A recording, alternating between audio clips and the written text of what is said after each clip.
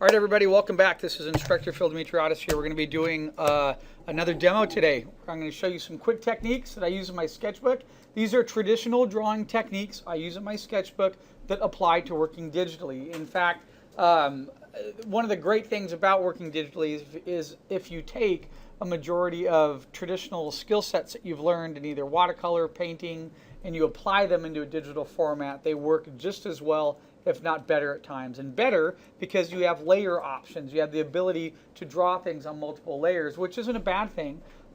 It can be a good, well, it could be a bad thing if you sit there and revise and constantly change, but it allows you to just work through your work at a different pace versus in your sketchbook. I think the good thing about drawing in your sketchbook is you have to commit to what you do, and there's no going back, and that's a good topic. So what I'm going to show you really quick here, I have my file up here. I have my tone paper selected. Okay, remember I have that lock on the tone paper in Sketchbook Pro. Last class we were talking about gradient variations that we can create. Okay, there's a whole bit, just huge variation of those gradients. What I'm going to do really quick, I'm going to upload this reference for you. And so here's some of the reference that I grabbed. And all of these shapes and elements here, even though they might look hard, they're really not. They're pretty easy. Okay, we're going to start with, let's take a look at some planes. Some really simple fighter planes. What I'm going to do is I'm just going to look at this reference real quick, and I'm going to go back and draw one of these real fast for you. Okay, this is basically, you know, why do we want to draw planes and vehicles, World War II vehicles, stuff like that? It's not that I like, well, I do like World War II vehicles, but it's not that. It's because they're simple boxy shapes. They're easy to draw shapes. So, you know, if we look at this, that's basically just a long cylinder shape that's squashed a little bit with wings that are like squashed cylinders with a couple, you know, spherical shapes on it. That's it. It's done. It's sort of that easy. Okay. So some of the different reference, let me just go through some of this. Okay. You can gather your own reference if you like. There's tons of airshow reference. It's not that complicated. So planes are great. World War II vehicles. Why these? These are a little bit more complicated, but look at that. That's like a big cube shape with cylinders on it. Okay. That is a big square shape. Okay, with a round shape on it. So very easy. Look at that. It's like a big trapezoid. That's it. Okay, these little, you don't have to do every little detail and every little mark. It's just, you know, suggesting those shapes. And remember, we talked about finding an area of detail. So on this vehicle, an area of detail for me might be right up here with that tire, this little cover, the little horn, the shovel, and then this becomes suggested detail. It means I lightly draw it. Okay, but it doesn't have to be fully defined in the sketch. Okay, that's a particular technique that a lot of artists use when they are creating imagery. Okay, all right. So we talked about planes. Another great image right here is trains. Okay, real simple, big round cylinders, cubes. That's it. Everyone in this class should be able to draw a cylinder and a cube within like 3 minutes time. Then the rest is going on top of it and putting little details, lost and found edges. I'll get some more train reference for you that I'll put up there. And then last, this is also great because they can be heavily stylized as carts. Okay, and what's so nice about carts is they can be old wooden carts. They have cylinders. They're box shapes. They connect somehow. They have axles that go across. They're pulled. Okay, that's weird. This won't let me go forward anymore. Let's try another one here. I grabbed a nice girly cart for some of you girls. You want to do a cart with flowers? I know you might like that. Okay. Carts have character to them. They're stylized. They've been aged. Okay. And then there's a hard metal cart, something like that, that isn't that interesting. Okay. Old sort of Western cart like that. All right. Cylinder shapes in here. You draw a square. Just get a big cube. You carve out of that cube, and then you get that V shape in there. That's it. Sort of that simple. Okay. It's not that complicated. And then most importantly, I think at the very end, the last one to do will be some type of a fun mech or robot shape. And again, why? Big, blocky, square, round shapes. It doesn't have to be complicated. It could be simple. You just draw a little square. I'll even maybe sketch a little mech for you today. Okay. And I'm going to show you a couple of techniques. Look at that guy. Friendly, fun arms. Okay. Center lines, big round shapes, cylinders, little squares, cubes. You'll see what I'm doing when I'm sketching. It doesn't have to be super complicated. I'm not going in and defining every single nut and bolt in detail. I'm trying to capture the quick shape. Remember, this is like a quick visualization process. And so in order to do that, we're going to pick an area that's going to have detail. We're going to have lost and found edges, and then everything else is going to sort of fade off. All right? Okay, with all that said and done, let me pull up Sketchbook Pro here, okay? And where'd it go? There it is. All right, so what I'm going to do is let's move this over here. So this is a great way to start. You have this option to use this in here. First off, I'm going to create a new layer here. All right, see, nope, I had something else on there. Let's create a new layer. All right, with that layer started, I'm actually going to create a couple here. I'm going to label one of these. I'm going to go over here. I'm going to go to the A here. And I'm going to write in marker. Okay, then I'm going to come over to this layer right here, and I'm going to label this line. Oops, it didn't do it. Let me try that again. There we go. And you only need 3 layers to do this. These other layers are from the last demo, okay? So now I'm going to come over here on this, and let's call this one highs. That's it. If we want to get technical, you could come back with a tone pass, but we don't even have to do that. 3 layers for quick drawing: marker, line, highs. And this is how it works. This is the technique that works in your sketchbook, okay? And it just happens to be a funny circumstance of events. I use this in my sketchbook all the time. Patrick was here yesterday, our guest speaker, and he laid out about 10 sketchbooks on the table, and you'll see this technique in his sketchbook as well. Okay, one of the cool things we can do in Sketchbook Pro is we have access to markers. We have Copics. If I come over here, I could touch the Copic marker indication, and I get a list of the Copic markers that are here. I like working with tones. That's just me. I like warm tones. Some people live in a dark underworld closet, and they like cold tones. That's fine. Nothing wrong with that, right? I'm just picking on you. I like these tones. So look, I'm going to take this marker right here. I'm going to come over here. I'm going to see what it does. Now that's a little too bright. That's not quite mimicking the color I was wanting. Let's go back. That's one of the benefits of sometimes. Here's what I was looking for. So here in the cold grays, right underneath it are some of the warm grays here. So if I come over and I grab this, remember you have marker tips down here. So if you look at these Copic markers, if I look here, look, I have like this big broad sort of marker tip, okay? Now, that's still a little light. That's not quite what I'm wanting it to be, so I'm going to make some adjustments. Let me come over here. Let's grab a light marker. Let me see if I get this one. There, that's pretty cool. It's a little bit lighter there. Just find a marker that I like. Okay, 1 second. And let's say, let me touch this guy here. Let's see what that looks like. I'm going to adjust the wetness down and make it a little softer. Okay, hit save. So now when I'm drawing with this, do you see how light it is? It's pretty light. I address the softness to it. The reason why I do that, that's like my underdrawing for me. You guys understand that? So I'm going to draw, let's say I'm going to draw a plane real quick out of my memory. So I'm going to sit with a plane. I'm going to go like this. It's a little hard to see, but can you see what I'm doing in here? I'm just putting a real light sort of under sketch. I'm going to draw the canopy in here. I'm going to come in here. I'm going to draw the wings that are in here. Now I already know my horizon line is somewhere about in the middle, so I'm looking at the plane sort of straight on. Okay, I'm just going to lightly sketch with this. I'm going to put the fin back on here. Okay, I'm just going to take with what I know. I know there's a front piece that pops out of here a little bit. And so, see what I just did? That's what I call a light under sketch. You can use all different types of markers. It's up to you, okay? That under sketch is key, because now what I'm going to do is I'm going to come back to my line layer. I'm going to come back here, select the pencil. I'm going to go back here. Don't be drawing. I noticed the other day someone was drawing like in bright, you know, the super duper bright blue, in red, Just go back to simple black or light gray. That's all you have to do. Okay, so with that done, close my Copics. I'm going to come back in here. Like I said, sometimes I don't like drawing with pure black. I like gray a little bit more, so I'm going to pick this sort of light gray. Now all I have to do is I'm going to draw on top of my quick marker comp. You see how I did that? I had that rough in right there. Now it's just me coming in and just going over the details. Okay, so I can come in here, oops, adjust my pen a little bit, and I start to just carve out some shape. I know that that canopy is going to sort of come up like this. And this is why I like looking at reference and then putting it away, just so I could focus on other parts. Now I'm going to go, I was cheating there diving into the canopy, I shouldn't have. I'm going to draw the base of the body real quick and get a center line out of that. So I'm going to come in here, I'm going to get the base of the vehicle, okay, the base of the body, and I'm going to come in here like this. And then what I like to do is I like to throw a center line down and have a good idea how that center line is connecting and what is happening if there's a change in part of that body, okay? Once I get that in, then I could come over and I could start focusing on the wings and everything else. So I shouldn't have jumped into the canopy. That was my ADHD diving in there being like, oh, detail, detail, right? But I get the body sketched in. I'm going to come over here. I'm going to sketch the insertion part of the wings, right? I'm going to start to sketch the wings that are coming in here. And I've done this so much in my own sketchbook, I might even start to stylize this just a little bit, right? The wings are going to insert there.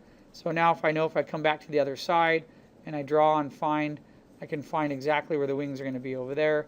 That other wing is going to come out. I can measure that distance, just sort of rough it. I have a feeling it's going to be somewhere about there. Okay. Now it's going to be, now that I have the rough body shape sketched in, let me get the back fin in. Okay. I have the upper fin right here, right?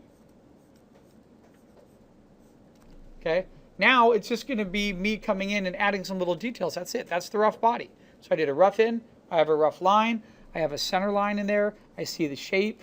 Okay, I can draw through to the other side. I know if I have a line that might come over here that could be detail, I can draw through the other side and figure out how these elements are connecting. Right now it's just me coming on and defining an area or two and bringing it together. So the one thing I didn't define was this front, and I remember looking at the object how it sort of came out like this a little bit. And then it dipped back in, down like this. So I'm going to add that little feature in there. I'm going to go ahead and put a little circle shape here. And then I'm going to come in on to the front of this. There's a little bit of a point, like so. Okay. Now I'm just going to go back over this and I'm just going to put little details. Okay, I'm just going to darken up. So I might come over here and adjust my line. I'm going to throw a circle around this so I can get part of the blade in there. So I'm going to throw in, I forget if it was 3 or 4, but I'm going to go ahead and just do 3 right now. So I have one circle there. I'm going to draw through the shape. There's one there. I might have one down here and then one back here on the other side. Okay, so I'm going to come back here, draw the other prop coming out like so.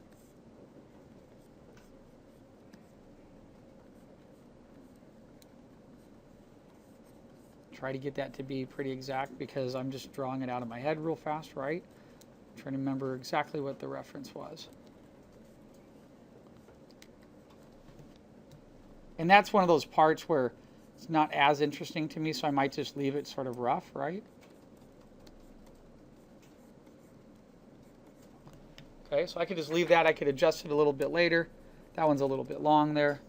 Remember, that it exists in a circle, right? So if I were to draw a circle from the center and find that, I'm going to have that type of circle feel to it, that prop turning, okay? But I don't want to have tons of detail in the prop. That's not where I want the eye to look. I want the eye to come in here and take a look at the canopy and all that other good stuff and the detail up in here. So what I'm going to do is remember, this is quick sketch, quick visualization. I'm going to be able to get in here. I'm going to start to put some little details in the canopy. Okay, I'm going to come over. Actually, now I might jump up a little bit darker pen so I can draw on top of this. I'm going to come back in here. There might be a little bit of an edge that's sort of like this with a little lift up piece like that. Come in here to find this. Bring this down. I'm going to bring my pen size down just a teeny bit. Okay, I have this wing shape that comes over this way. Maybe it jumps up a little bit more when it comes over here, and then it sort of drops down. I might have an interior line that comes this way and sort of zigzags this way. I'm sort of making up my own plane, but it's still a plane. I have a top section right here. Thick and thin that line. A little thicker, then as it rounds around the corner, I'm going to lighten it up right there, right? Come back over here and go across, and I'm going to sort of dip it, lighten it up right there. I might put a couple interior lines in there. So I had a line sort of coming this way. And then I might just sort of curve that line in here like this. Put another interior line. The interior lines are doing what, guys? They're showing the form of the object, right? Okay. So when I get up here, I'm going to fade that line off. I don't want to get tons of detail coming off to the front here, right? I want to keep my detail locked in one area, and that I decide is going to be like my little canopy area up in here. It's going to have a couple little, oops, my Cintiq's a little off there. A couple little rivets.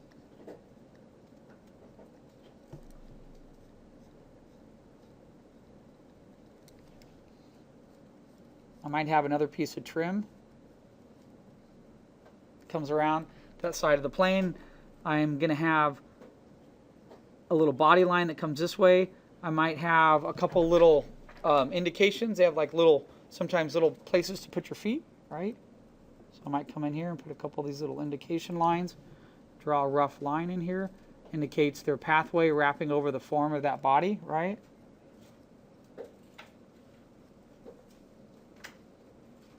Sometimes planes had a little detail, like they had like a little secret locking code or whatever to get inside the plane here, right?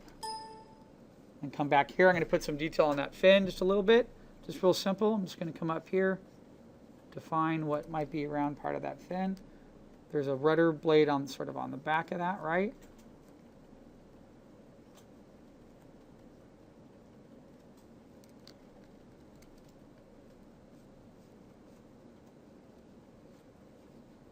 Now I could easily change the look of my fin in the back there if I want.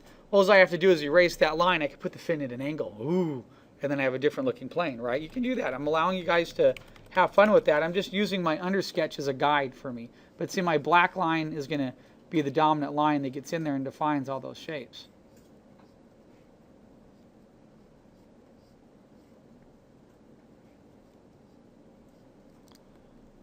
Say decide to want to bring the back of the plane off a little bit and angle it a little like so. Okay, like that. So see how I just angled that fin? Changes the look of the plane. That's fine. So I'm going to come up here, put a little bit of detail here. I'm just going to hit a couple lines. I want that to be sort of suggestive. I want to get some other detail here. Now, in these types of planes, we had lots of like sheet metal lines and little contour lines, right? So I might just come in here. You know, there might be a little hatch back here that gets into the engine compartment or something. Excuse me, engine's up in the front. That might be a gas line compartment. Maybe it's where they keep the bullets. Maybe it's their portable. Who knows what it is, right? Just put something there, put a couple little lines, bring something down. There might be a little triangle here for indication of something. Come up here, there might be a line that's going down the center of that body. This particular plane, let's just say it had a cut like this, and there was a machine gun turret in there. So maybe I might accentuate that and draw another little line around that like so, all right? This little line here raises up a little bit, okay? And, oops, I meant to bring that in a little bit closer, like this, and then maybe it just sort of does this bend thing and comes down.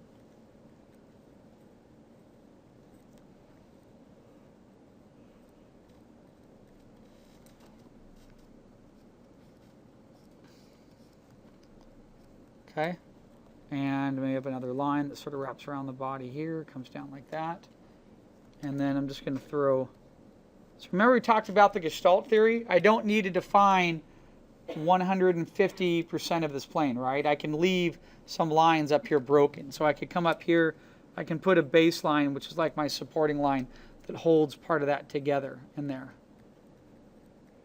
Okay, draw through the shape, make sure your circles are looking right. And use sort of a little bit of a crosshatch in there.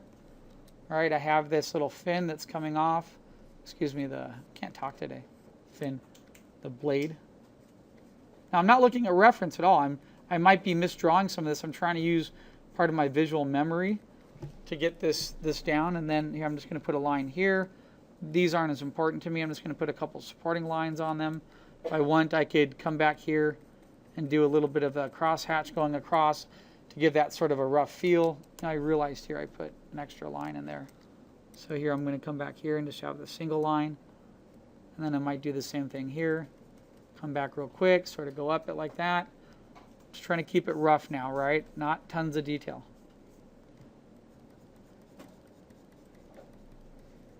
All right, that's it.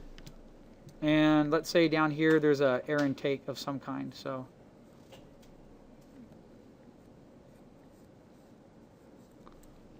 planes have little lights on them, so I might put like a little light back here. Maybe there's a little light on the front of the, right in here. Maybe there's a little light underneath it, sort of like that. Then I might bring this part, let's just say for fun I'm going to put a little air vent in here, right? So I'm going to come in here, just sort of quickly draw just a line going like this, match it to the body here.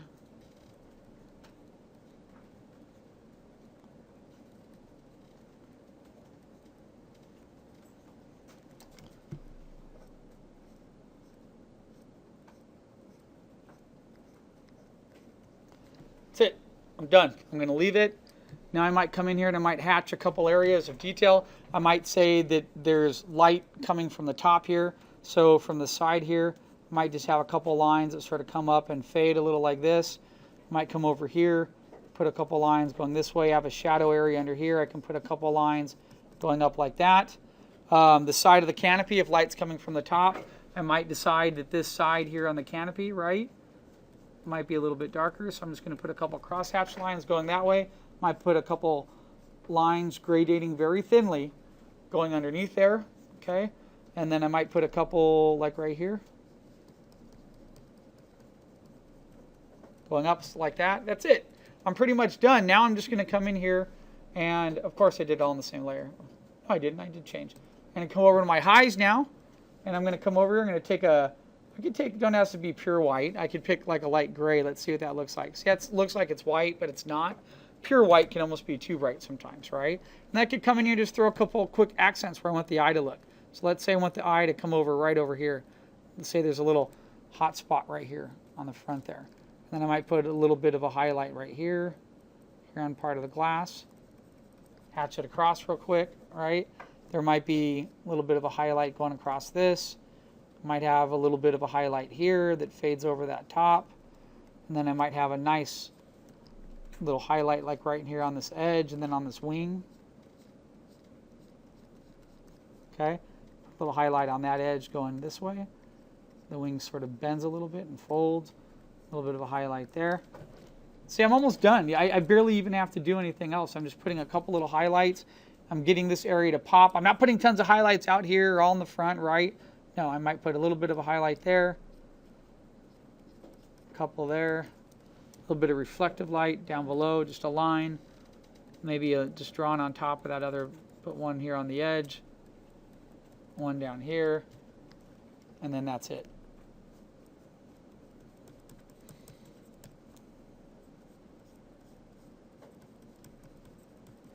That's it. I'm done. Next sketch. Boom. So that what took me about 15 minutes. Then do another one, 15 minutes. Okay, that's it. It's just quick sketching.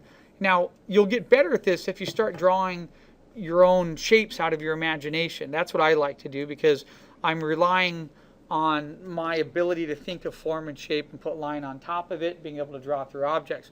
There's nothing wrong with some of you guys to copy stuff and look at it and try to copy it exactly. That's totally fine. You can do that.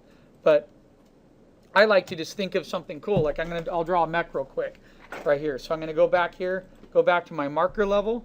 Okay, I'm going to come back in here, just going to grab this. Let's go back, touch my Copics. I want to see what this marker sort of looks like here. Yeah, I like that. It's a little bit lighter, right? So this is how easy it is to draw my mech. I'm just going to come in here. So I'm going to use this same horizon line that's already in there. Okay, oops, what did I do? I have that. And I accidentally jumped down a layer and I have no idea how I did that.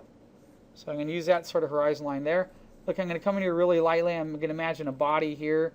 Maybe there's a little top here. It's sort of rounded.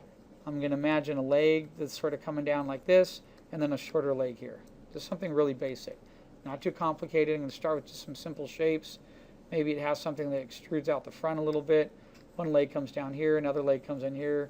Just something really easy for right now. I don't have to get super complicated. I do some really complicated mech drawings at home when I have time, incorporate them into my Maya designs. I'm not going to do that right now. I'm just going to go really simple. I'm going to try to break the silhouette shape a little bit, maybe pull something out a little. That's it. See how that's just a rough drawing? It's nothing, it doesn't have to be anything else. Now it's coming back on top of it and defining up that shape. So again, first thing, center line. So I'm going to come in here and I'm going to look at this whole shape. I drew sort of a round shape, but what I'm going to do is I extruded that out a little bit. So my center line shape, the whole base and body of my sort of mech shape here looks something similar like this. So I'm going to come in here, I'm going to put a center line in, going down in my x-axis, and then I'm going to do the same thing. So I'm going to come down here. Now, I'm going to cheat a little bit. Even though my horizon line is right here, I'm going to come in and I'm going to splice this at an opposite angle so I could feel the form inside it. So what I'm going to do is come in here and pretend I just cut this with like a hot butter knife. And I could feel the form in there. Do you see how I did that?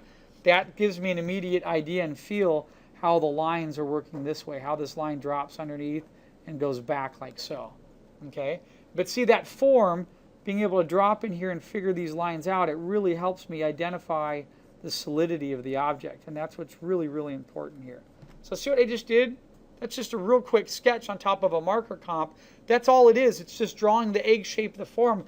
All that, if you dive right into detail, the detail is not going to look good at all. You have to have that. Because look, now I understand, hey, if I come in here and I start putting canopy detail and little, you know, I was going to say armament, but it doesn't have to be armament because I don't ever think I'm trying to wipe out the world, right? But it could just be little engine components, whatever it might be. There's so many different elements. It might be an intake valve. It could be hoses, cables, all that stuff. That's it. Now I'm going to do the same thing with the legs. So I'm imagining this mech is sort of, it's like this. I thought it might be cool. Let's say it has like a light or two on the front, like here. And we get out here. I'm going to round this part of the body a little bit more. So now I have to understand the leg is going to connect to this. So I have an insertion point here that's like an axle, like on a car. So I'm going to drive through to the other side, and I have a good idea that that other is going to be about right there. Okay. So now I might come over here, draw this out a little bit, and then I'm going to come over here and put some type of a blocky shape that's part of this axle shape here. That's it. See that? But I understand how it connects right there. And then if I get that, now when I get to the leg on the other side, I don't have to draw it in full detail. It's sort of nice to let it work on its own. So what I'm going to do is, now that's angling back this way. So my marker comp went the other way. That's fine. I might decide on this one to have a leg sort of coming backwards like so. Okay. And then I'm just going to rough in here another leg shape. If you want to go back to your marker and redraw it, that's totally fine. You can do that.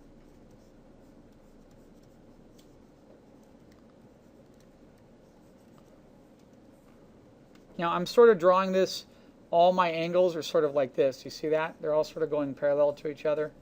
Doing a little bit of a cheat here.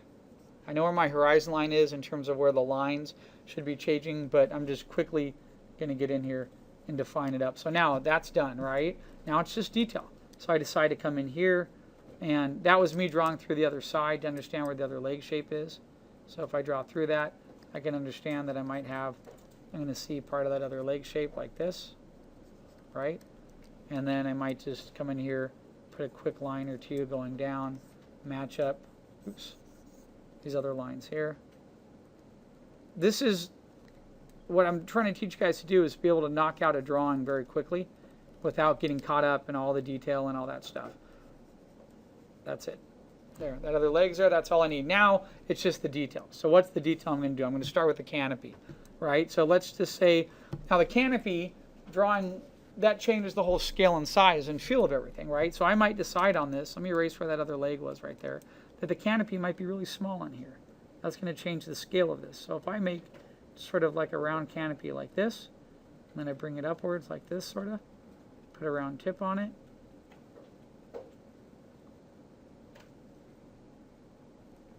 That's it. That might be the canopy itself. And then actually this is a round surface, so the canopy might go back this way. And then this might curve down and wrap around that shape, like so. And then draw that on the other side here that's turning. It's going to be foreshortened a little bit there. Going to be ending in about the same place. That's it.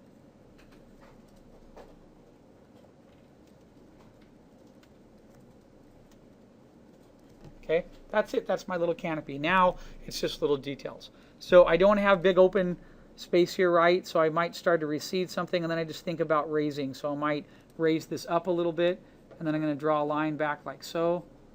Okay, I'm going to end that there, and come over here. This might then wrap around the body in this direction. It might go here. I like to do this thing where I call it, it's like dropping a level. So if I bring that line in and then I drop it down a little bit, it makes it look like the body shape has like another element. So see, that's like there's a higher level here, and then it drops a second. That's just a teeny bit higher. Okay, I'm going to start to outline some of this. I had the idea of putting like a little light in here, maybe a little light in here as well. Okay, bring that around the other side. Okay, now I'm going to draw this line that I had here wrapping around that canopy.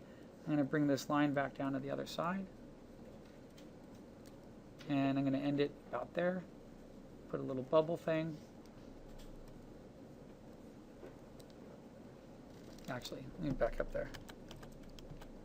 Just keep that round. I just noticed that line I put in there, it's being foreshortened a little bit and needs to be a little bit rounder, because it's going to come up here then, and then part of that's going to round back this way to fit this. Let's say I decide to put a little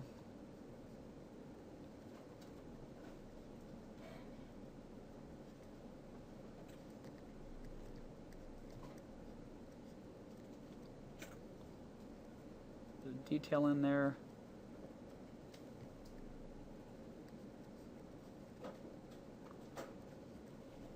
Okay, and that's it. Now I'm just going to get rough with this. I don't really care about the rest of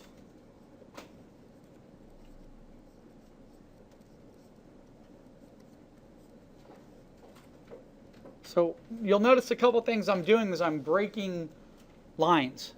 So a lot of times if I have a line that's coming straight down, I break it with another shape. I'm going to bring that line down, and then I might put another round shape in front of it. You see that? That breaks that pattern so it doesn't look like one consistent line, right? So I really like this little detail I have here. I think this is working well. I have this sort of metal shape here. I have the canopy that's up in here. Okay, what I can do is I can even come in. I'm going to hatch a little bit of that and make it look like it's a dark glass.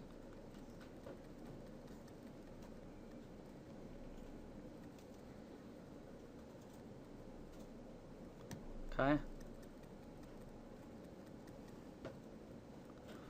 That way it creates a little bit of contrast. Now I like that term contrast. And here I'm going to show you something really quick you can do that allows you to separate a form or a shape on something that you're drawing to get it to pop. So what I'm doing is I'm darkening some lines here. Do you see that? I'm darkening a couple edges, and then I'm just doing sort of a nice thick and thin contour. And I'm going to leave it. This comes down. Oops. You know what? I decided instead of having that huge cut in there, I might just make it straight. Maybe it's another detail or something. I don't know. I like keeping a rough quality into my drawings because, oops, if they're too overdone, it doesn't quite look right. Okay, so there. Now the contrast, you want that cockpit. See where all the detail is? It's in the cockpit. Now watch, this is a way you can pop an element in a drawing. I'm going to put a lot of contrast right underneath that. And this is how I'm going to do that. See where this edge comes down here and where this ends? I'm going to basically draw a line like this. I might change that line a little bit so it doesn't look so all the same shape and size. And what I'm going to do is that whole interior line I just drew around there, I'm going to go in there and make it look like it's dark with wires and all kinds of stuff. So this is how I'm going to do that. I'm going to come in here. I'm going to start putting some little lines and angles. And what that's going to do is it's basically going to make this whole area here pop out. So I'm just putting little parts in there. As I get back here, I'm going to try to lighten it up and fade it off a little bit. Still want it to be dark. So I'm doing like a dark square, put a box around it, put a little line, come down here, put something. But see what it does? It makes it look like there's little bits of electronics in there. Do you see how that worked? And by doing that little dark in there like so, it makes this whole part up above pop on top of it. It creates a line. It creates contrast going down the middle here. So now that I have that down, I'm just going to wrap a couple lines on the outside of the form here so we can see how this shape is turning. Okay. I'm going to come over here. Now I have a basic square, so we talked about this in one of the other demos there. I'm going to just raise up something, so maybe this level comes up a little bit more here like this. Then it drops down. Maybe it's divided like this somehow. So I'm just constantly dividing shapes and thinking about. See how I just changed that really quick? Right, that's all it needs to be. This comes up. Sort of messed up that shape a little bit, but that's okay. It's just a rough. Now I had a rough bone there, right? That's it, just one leg. I need more. I need a hydraulic or something, so I might come in here. I might put some type of a base plate that's here. I'm going to put what looks like a hydraulic. I'm looking down on it. It's under my horizon line. So I'm going to put what looks like a hydraulic in here. I might attach a hose right in there. I'm going to come back in here, put a large shape in the back, and then make it a little smaller. Then put another large hydraulic sort of in the back, another hose, a little gear that comes off of that. That rounds down to this part that connects. Maybe there's an elbow pad of some kind that comes off the back of this. Okay, I'm going to bring this, do the same thing now on this leg. Little connector that connects somehow. There's like the center of like a shoe. Put a little element here. Okay. That's it. That leg's done for me. I don't need to do anything else but just define that there's a lower plane here. I'm going to put what looks like little tread indications. Just real quick. Hose in here. Something that looks like it's connecting part to part. That's the end of that. Another hose. Another little element. And then the back part of the foot. That's it. Okay, that part's done. This other leg I'm going to leave. I'm just going to come in here and outline, pretend I know what the shape is. That's it.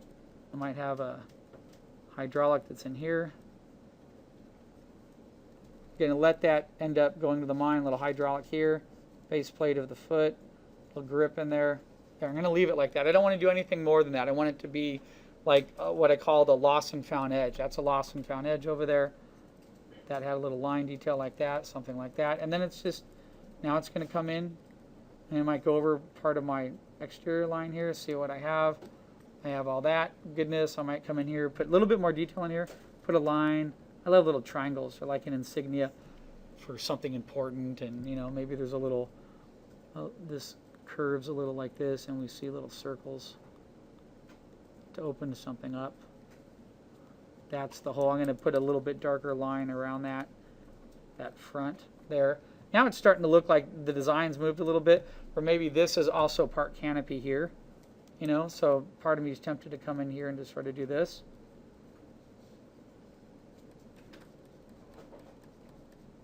Darken that a little bit. Do the other side here.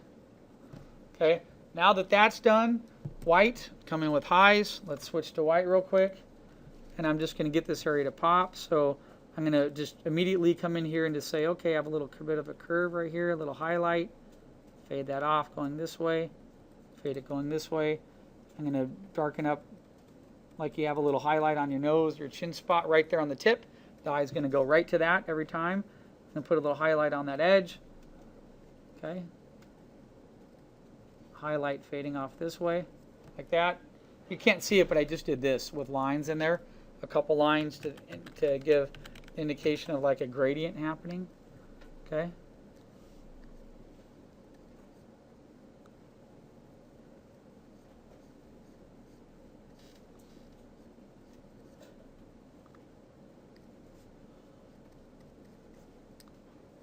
I want to put a little highlight on those lights right there. So do you see how that's popping right now?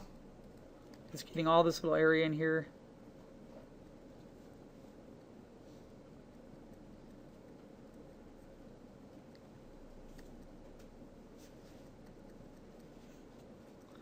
There are some really, I mean, this is Sketchbook Pro, which is great for drawing, right? There are some really great brushes in Photoshop that I have that allow me to get a nice drag off of that. So it's worried about that. Now it looks like I have droopy eyes on them, right? So I'm just going to Command Z a couple steps and just realize like, okay, that was too much highlights, you know, and then I'm even looking at that and I realize, maybe that wasn't a good idea because now it looks like he has these weird eyes type of thing, but that's okay. So let me go back here. Something I like to do quite a bit is at the end, I like to figure out a way to pop out anything else. What are other little attributes I might be able to add, right? So I might be able to come in here and be like, you know, he's got an antenna. I know we're in the future age and there's still antennas, right? Well, of course. There might be a sensor probe. Comes out like this. It's got a little hose attached to it. Okay? And then maybe there's another little element here that's like a round laser finder, scoper, magnifying glass element deal, right? Maybe down underneath here, we see a hose that connects from here to here. Another hose that goes in here. Okay, and maybe under the base here, I'm imagining like on helicopters, they have those little eyes that help them see. So I'm just going to come in here and just sort of sketch in this weird like dome shape. And I'm not going to define all the detail underneath. I'm just going to put a line around it. So it looks like it's there. Okay, one or two more highlights. Go back to highs. Let's go back to a gray. Just to get the whole body to pop out, might put one there. one back here on the side, one around the leg. Okay, that's it. I just leave it alone, go to another sketch. Now, some people do, if I could go back here, turn off all my highlights, right? Let's do this. Some people will come in here. Now, I had the weird eye sort of look, so maybe I'm going to accentuate the top at this time, like this. All right? And then what some people do is, remember I was talking about the styles? It's a personal preference thing. A lot of artists will come in and they'll define. I don't like doing this sometimes. I don't know why. I know, Christine, you do this a lot. I know Maddie does. I think Christina does too. And you put you put like a white line around it, and you get the body to pop out or whatever. And I don't know. I just not that. It works sometimes. I just don't trust in that. I think because I like highlight and form, and I want to see where the light's popping. But this is just another drawing technique. Do you see that? By coming in and putting all these. Ooh, he pops out now. He has a magic glow, right? Ooh. It is. And then where it gets down here, you can actually break the line. Just try to go it fast, so it's not so dominant. That's it. That could be a sketch. Okay. Then if you wanted to, you can come down here. Remember the markers? Now that's underneath your line drawing, right? So now you can come back here, and you can go back to pick some other markers or grades. So I just grabbed, let's just take this brush here. Let's start with I was doing warm colors, but I could come back in here and be like, oh, that's going to be dark. So now I'm on the marker layer. I'm darkening that. I could darken the canopies a little bit if I want. I could put a little bit of a, might have a little bit of a marker going across part of the body, or I could pick little elements. So how I draw that line in there, that might be a dark line there, might be a dark line there. This might be a dark area in here. This back part of the canopy might be darker. So now by doing that, I'm creating areas of more contrast to pop. This area underneath here, it's a little dark. I might go for a little bit lighter. Oops, not that light. There, so I put something lighter under there. I still don't like that. That's too light. All right. There we go. That's a little bit better. That's still a little dark, but I think that's why I like Photoshop a little bit better, to get some of those other details. Now I'm just coming in, throwing a couple markers in on elements I want to pop. That's it. And I have a little sketch. Okay, so there's one, I could outline it one way. Another way is I could come over and just put highlights on it. Now I look at those highlights and I might really want to pop something in there. And I do have some cool little brushes and things that I can use in here. Let's talk about that real quick. If I come in here, let's go back to the white. Let's say I really decide to put like oh, that's weird. What brush was that? Oh, I'm still on the marker. That's pretty cool. Because I just got a sort of a soft marker edge in there. And what's cool about that is if you get a marker that you like and you get a nice little edge that's working for you, you can come down, since it's on another layer. Remember down here, I have these two guys here. If I hold over it, smear, and then blur. So I come down to smear. Smear allows me to go across and sort of take a highlight and blend it a little bit and maybe get it to go along with, see the contour of the body, how I just did that. I'm smearing it to the side so it's, and if you want to try the other one, you just blur it down a little bit so it's not so bright, which works just as well. See that? That's it. I got a little mech sketch there. Boom, done. On to the next one. Okay, so I just did these really fast. I have a couple little sketches here. I don't want you to get, oh, now that I forgot, I put that antenna in there. You have to come back, put a highlight on that guy. I put that antenna in there, right? There. So you see it. Actually, it was fine the way it was, but leave it like that. So I don't have to come in and define all this. It's just going through the motions and quickly drawing the shape, putting the line on it, and doing it again. So I just did both these drawings. These are out of my head. I'm not looking at reference. I'm going to give you guys reference to use. The mech thing, this is what I do in my sketchbook all the time, is I'm constantly drawing like this and just, smudging, blurring, having a fun time, not defining all the edges, lost and found edges, have a direction of light, highlights. That's it. That's simple. And if you just do this over and over, try it with some of the base props, just have fun. But remember a couple of the things that I talked about. Did I define that whole back leg? No.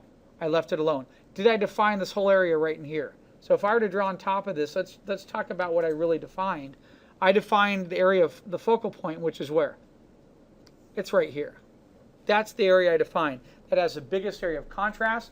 It has the most detail. It has the white highlights, and it has the faded blend of white as well. Okay? Lost and found edges. I left some of this alone. I left this whole side alone here, and I left the majority of all this alone back there. I didn't put a ton of detail on that. You don't need it. If I did that, what would happen, you guys? I would kill the drawing. It would be destroyed. And it's the same thing on the rough plane that I did. Okay, so part of what I'm trying to teach you right now is understanding, we're drawing with a marker, we're doing a pre-sketch, we're coming back with line on it, we're figuring out the core shape of the body, we're coming back with contour line on top of that, right? Then we pick an area we're going to define, we know where the light's coming from, then we have lost and found edges, and bam, just real quick, you can start creating. This is what I love about this technique is I could do this in a sketchbook, and trust me, when I was working for Warner Brothers on Batman Brave and the Bold, I would do this on environments, props. They love it. They'd be like, oh my God, I love that. It's a foldable computer that turns into a nuclear weapon. Let Batman have it. You know what I mean? It's just you have fun. You just crank these out. That didn't take me too much time to do. Imagine if I sat down for an hour and I wasn't talking, listening to good music where I can concentrate, how many drawings I can knock out. It's just speed and time, okay? All right, thanks guys, and end the demo right here. All right, I'm back. I decided to do a little bit more, so decided to come back because I was doing some work this week and I thought I'd show you guys the work I was doing. Let me go through a little bit of the process right here. So it's actually pretty easy. This is how I sort of started. Uh-oh, that's the finished. So let's go back here before. So look at that. See that? That's a rough block-in of shape. Okay, that's something I was working in. I have a particular project that's having to do, we have to design the characters, and the world that they're in. And this planet is called Tenacia, and it's supposed to be a planet that has 3 moons, and there are 4 territories to it. One of the territories I picked is a massive jungle territory. One of the ideas I had was giant, huge trees that grow out of like canyons, and there's waterfalls and everything. So that's how I was sort of blocking in my shapes. And then what I did is I kept blocking in, putting a little bit more detail, and then that was sort of my tonal study that I ended up with. Okay, I still have some things to adjust in there. Yes? Didn't you just paint it and then you would use cutout? No, well, I went back and forth. I would paint some parts, and then I would go and I would block in shapes, and I'd go sort of back and forth. So I have this thing, I don't know if you've seen some of those, the 1 hour things I post. Those are all shapes. And so a lot of what I like to do is just put in shape. Like I started working on this, but then I was getting lost in here. So when I went to do all this, I just went back. So I keep going back and forth. I went back and then just was blocking in the shape and getting it the way that I want. And sometimes what I like to do is select it with the lasso tool, and then I go to filter and put it on cutout. And it's just because when I'm using the brush sometimes, I'll get gradients in the brush, and I don't want that. And when I go into filter and put it on cutout, it'll just knock it back down to like a cutout, which is really cool. And actually, I've been doing that for bushes and other stuff too, where I can just quickly paint something. I can go into a filter, run it through the filter, pull it out, and then I can insert it sort of in the piece.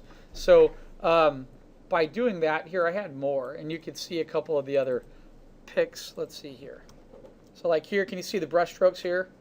Where I was like putting in the water, and here I was like really roughing it out, and then I was roughing in the village here. But then when I run it through cutout, it'll bring it all together as one, which is sort of cool. And then it gives me a rough. I should actually probably put that one out, because here you could see where I was getting a better idea of what I wanted. I knew I wanted highlights in here, but and then I leave that, and then I was painting it. And sometimes when I get stuck, the thing that I'm really trying to do is I go back to shape. Now, the reason why I do that is I spent so many years drawing in line.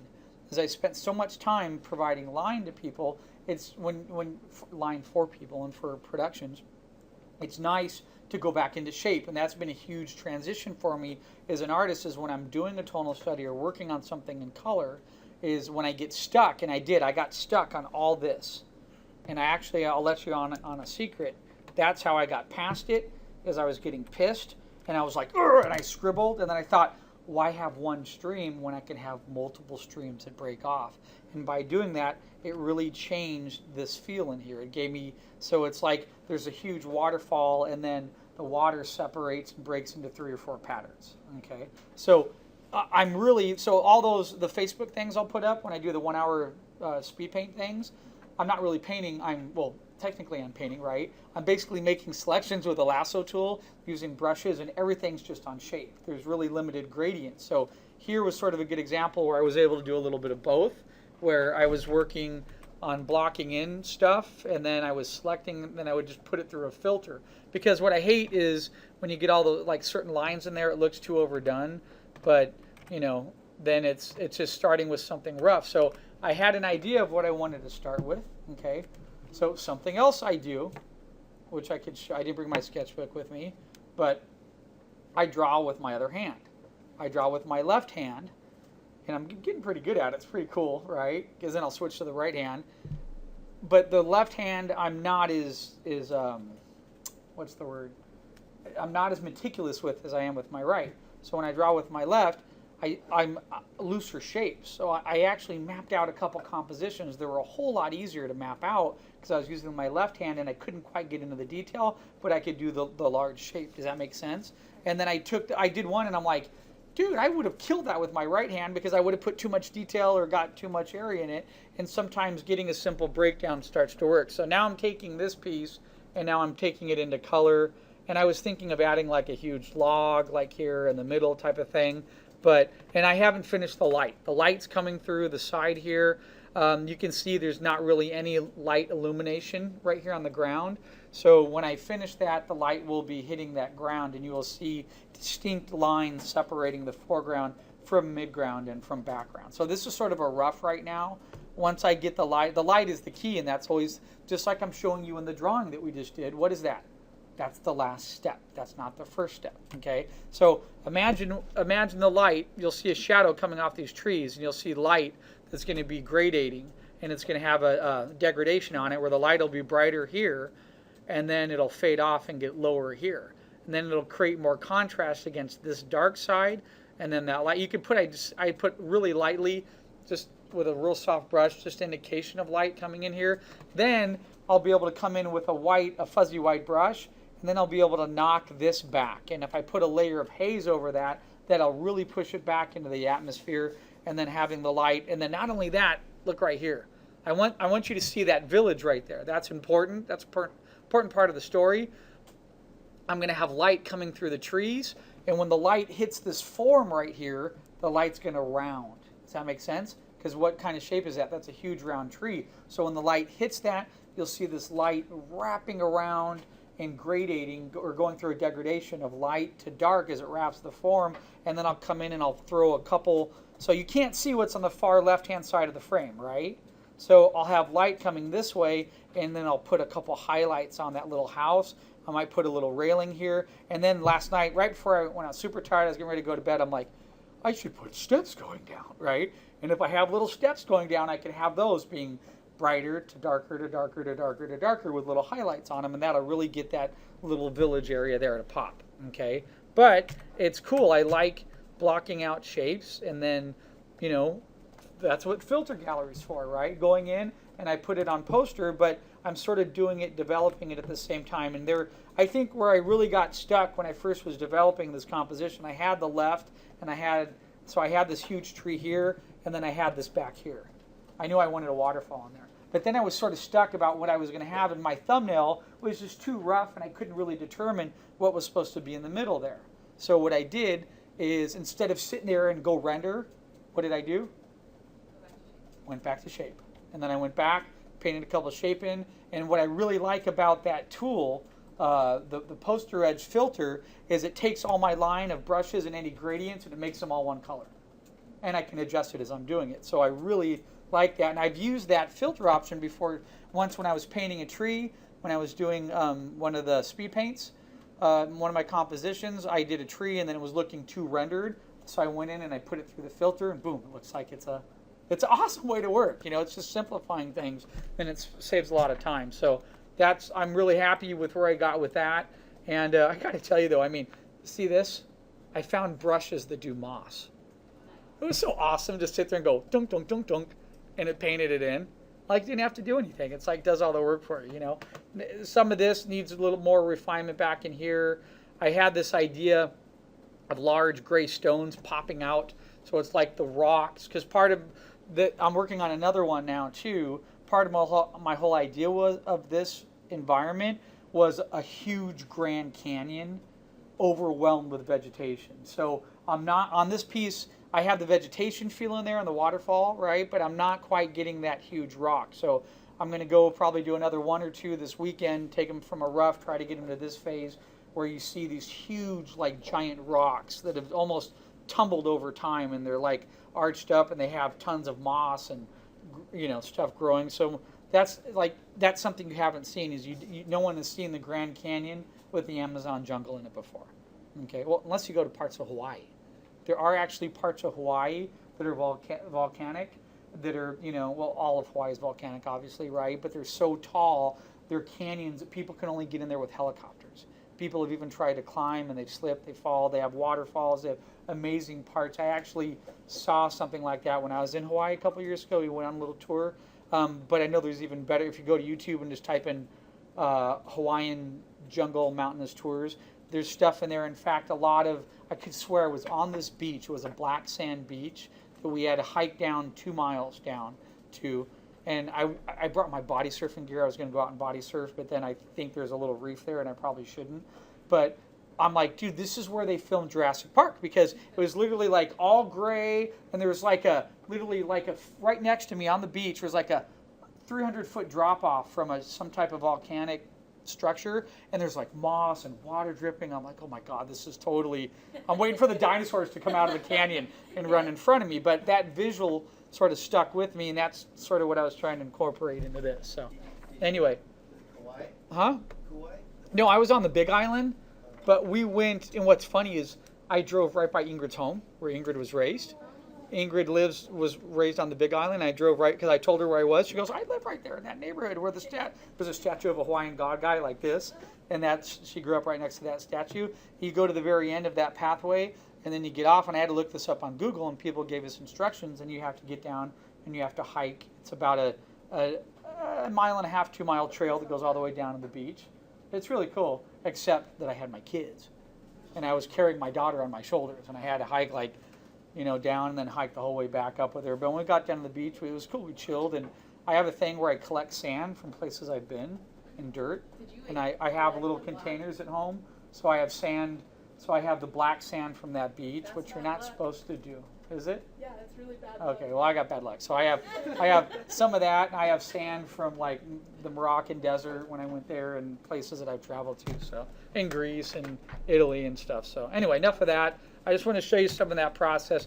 I really like going back and working into this because, you know, look at that. You can really, right there, you automatically see the separation of foreground, midground, background. And that's, when I was teaching this in the digital paint class last semester, this is stuff we were constantly doing. But you see the difference there of rendering and refining? And that's the difference, is rendering and refining is just adding the detail on top of the shapes. If you don't have the shape and you don't have the automatic transition of dark to light, it's not going to work. You're going to end up with a big bunch of mess. Okay? All right, cool.